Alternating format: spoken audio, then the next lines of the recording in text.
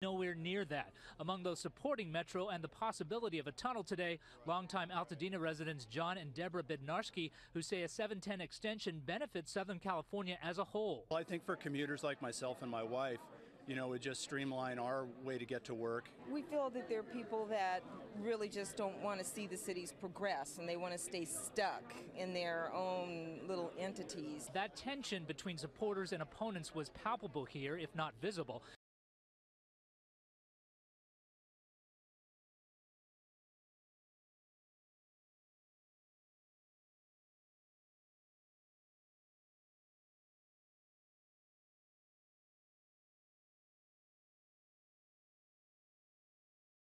We have the California aqueduct that brings water down from the Delta to Southern California.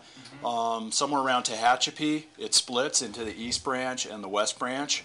And then we have, just on the other side of the San Bernardino Mountains, we have the East Branch of the aqueduct. And so what we'll be doing is we'll be taking supply from the East Branch of the aqueduct below Lake Silverwood Reservoir. Okay. That's a state-run facility. The water comes over the mountains through Devil Canyon Power Plant and goes into a small reservoir called Devil Canyon Afterbay. Right here we're at the Devil Canyon portal, which was the exit portal for the tunnel boring machine when it completed its mining back in September. And behind me you can see that they're building some of the foundation works that will support some of the external pipe that will be installed just outside the tunnel. And that pipe is planned to be installed over the next couple weeks. And as the construction efforts here are continued on, we'll be building a large access structure here that's in the foreground, and that structure will allow us to pull out a piece of pipe from the pipeline, and if we need to access the tunnel for any reason, we would be able to enter the pipe and the tunnel through that location. Here we're standing about 250 feet inside the west tunnel portal. The section that you see behind me is the area that was lined with concrete segments by the tunnel boring machine as it mined its way through the mountain.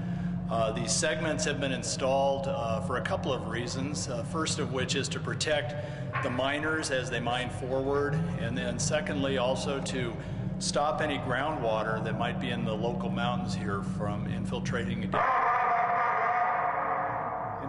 down into the tunnel.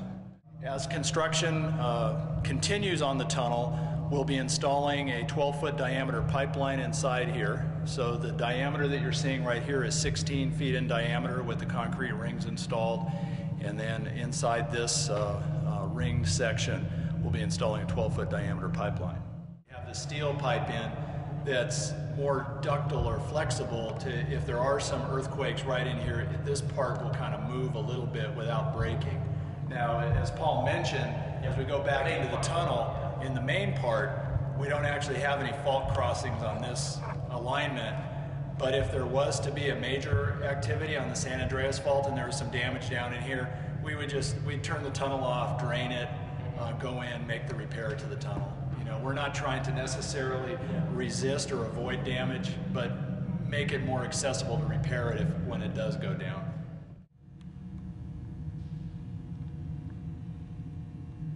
It almost gives you the impression that something is coming at you, like a large wave of water or something, right? It's like, should we be concerned right now?